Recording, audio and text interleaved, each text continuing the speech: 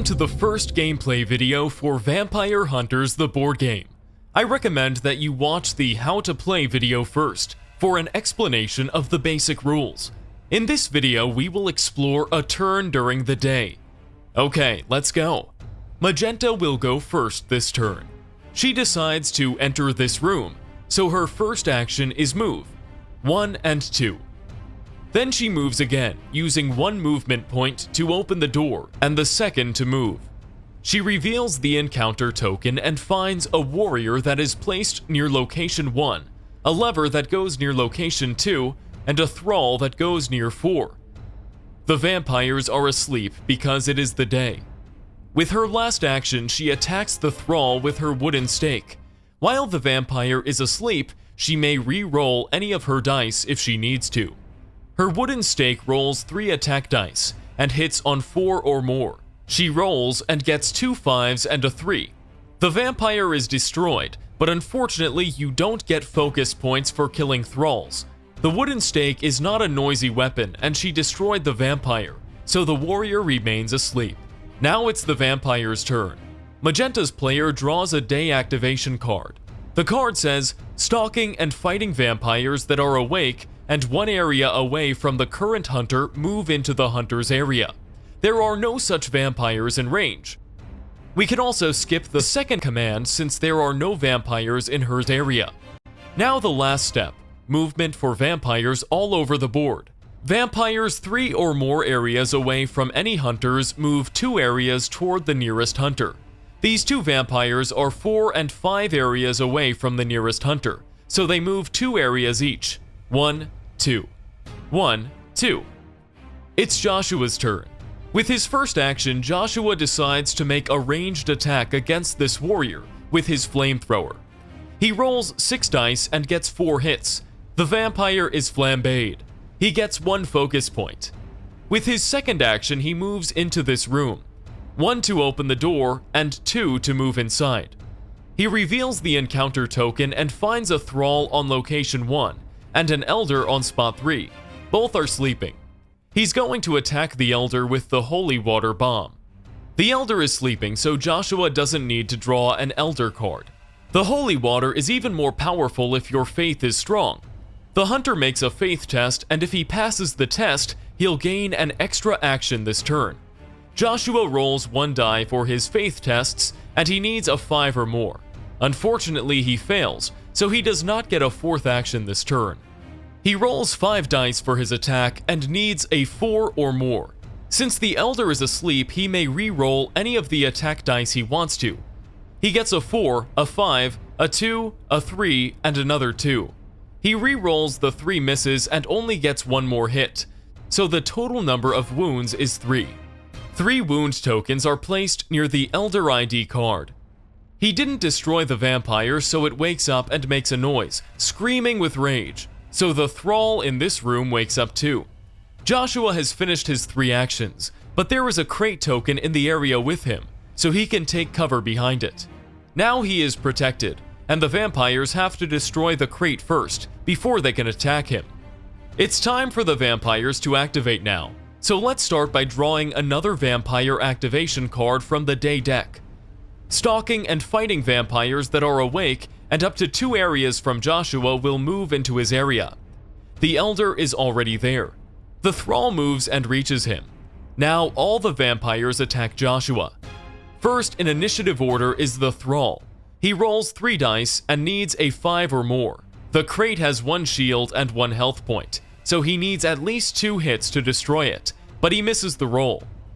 Next it's the elder. It rolls 3 dice and needs 4 or more. The elder gets 2 hits and the crate is destroyed. The crate token is removed. This completes all the attacks by vampires in Joshua's area. The general movement part of the card says vampires 2 or more areas from the closest hunter will move 1 area toward the nearest hunter. These 2 vampires move. 1, 1. It's Sarah's turn. Sarah is in a room where there are no vampires. She takes advantage of this and decides to spend her first action to search. She finds some axes and wood which can be used to build a new weapon. As shown on the card, she can spend 1 focus point to build the axe staff. She can do it any time during her turn because it is not an action, and she decides to do it now. She discards one focus point and turns the item card around so she can see the weapon stats. The weapon is now ready to be used. As her second action, she's going to enter this room. She moves, 1 to open the door, and 2, she enters. At the end of the move action, she reveals the encounter token. There is an Upir on 3, a Thrall on 1, and a Terror event to resolve. She draws a card from the Terror deck. You imagine eyes staring into your soul. Your head throbs with a migraine as the Elder probes the corners of your mind. Make a find test, 5 or more. If you fail, the Elder discovers you and your fellow hunters. Place a Thrall beside every hunter and wake all vampires in those rooms. Sarah rolls 2 dice when she makes a mind test. She rolls but fails. The Elder enters her mind and locates all the hunters. Thralls drop down from the ceiling in each area with a hunter, waking up any sleeping vampires in those rooms. The sleeping warrior in Magenta's room wakes up, and of course, so do the vampires in Sarah's room. With her last action, she attacks the Thrall with her wooden stake. She rolls 3 dice and needs a 5 or more to destroy it with her wooden stake. She gets 1 hit, enough to destroy the Thrall. Sarah has finished her 3 actions, but she has a special ability that allows her to perform an additional attack once per turn by spending 2 focus points. She decides to use it to attack the Upir. She uses the Firebomb, rolling 5 dice and needing at least 4 to hit, but the dice are not on her side, and she only gets 1 hit. 1 wound token is placed near the Upir figure. Sarah's turn is over, and it is time to activate the vampires. Let's draw a card. A giant bat swoops down from the ceiling in Sarah's area. Then stalking and fighting vampires that are 1 area from Sarah move into her area. This even includes the Thrall that is fighting Stefan, and so it moves now. The Upir, which is in the area next to Sarah, joins her area, but this Thrall is 2 areas away, so it stays put for now. Then the vampires attack Sarah. The Thrall is the first in initiative order. He rolls 3 dice and needs a 5 or more. Luckily for Sarah, it doesn't get any hits. Next is the giant bat. It rolls 2 dice and needs a 4 or more. The bat gets 2 hits. Sarah's armor is already damaged, but it protects her skin. As written on the armor token, Sarah can ignore all the hits, but then she must discard the token. The armor is removed, and now her skin is exposed. It's time for the Upir to attack. The Upir rolls 3 dice and needs a 5 or more. It gets 1 hit, so 1 wound token is placed near Sarah's ID card. Unfortunately, when the giant bat swooped down from the ceiling, it caused debris to fall, as shown on the card. Sarah has to make an agility test and get a 5 or more to avoid the debris. She is not so agile. In fact, she only rolls 1 die for agility tests. She rolls and gets a 6, a pass. The last section of the card says that vampires that are 2 or more areas from the nearest hunter will move 1 area toward that hunter. This Thrall moves 1 area toward Sarah. Also, these 2 warriors move 1 area. 1, 1.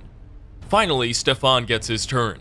Sarah is surrounded by 3 vampires, so Stefan is going to help her out.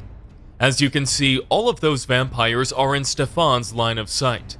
Let's get rid of those bloodsuckers. With his first action, he attacks the Upir.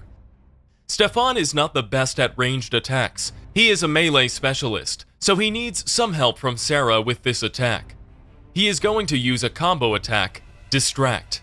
The summary card for each combo attack gives you the steps to follow. Here is the Distract combo attack card.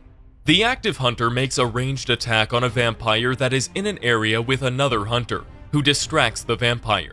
The attacker rolls +1 attack die. The hunter pays 2 focus points. Both hunters get the full focus points reward if the vampire is destroyed. If the vampire is not destroyed, it immediately attacks both hunters. Stefan will attack with the crossbow, which does not cause collateral damage, like some other ranged weapons, so he doesn't risk hitting Sarah. He rolls 4 dice plus 1 die from the combo attack, making a total of 5 dice, and he needs to get 5 or more to hit. He gets 3 hits, more than enough to kill the Upir that is already wounded. Both the hunters get the reward, 2 focus points each. Sarah risked being attacked if the Upir was not destroyed, but the reward she gets makes it worth the risk. Now Stefan takes his second action and attacks the Thrall. He uses the crossbow in this attack too. Thralls are not tough, so he performs a normal attack. He rolls and gets 2 hits. Another vampire is destroyed. For his last action, he feels confident and attacks the giant bat with the crossbow. He rolls the dice and gets 1 hit. This time he wasn't so lucky. The giant bat has 1 shield that absorbs the hit, so the attack fails. Now there is 1 last vampire activation this turn, so we draw another day activation card. The first section is good for Stefan. If he passes an agility test by rolling 5 or more, he may immediately perform another attack. Stefan is quite agile and will use 2 dice. He rolls a 3 and a 5, which is a pass. For this bonus attack, he thinks it is best to kill that giant bat. It is almost night, and at night, the giant bat gains some pretty scary and powerful special abilities. Earlier in the game, Stefan found and built a pickaxe stake, which is a one-time use ranged weapon that allows him to roll 3 dice with 3 or more. He wanted to keep it for attacking an elder, but he'll use it on the bat because it is better to get rid of as many vampires as possible. He rolls and gets 2 hits. The giant bat is killed and he gets 1 focus point. Next on the activation card, it says that stalking vampires up to 2 areas from Stefan move into his area. This Thrall is close enough, so it moves into his area and the 3rd box makes its attack. It rolls 3 dice at 5 or more and gets 2 hits. Unfortunately, Stefan has lost his armor already, so 2 wound tokens are placed near Stefan's ID card. The general move section says that vampires 2 or more areas away from the nearest hunter move 1 area toward the hunter. No vampires satisfy the condition, so there is no movement. Stefan was the last hunter in this round, so the round is over, and the clock marker moves 1 spot forward. The game continues with the next round. We'll stop gameplay here, but we'll come back to a later turn during the night in the second gameplay video.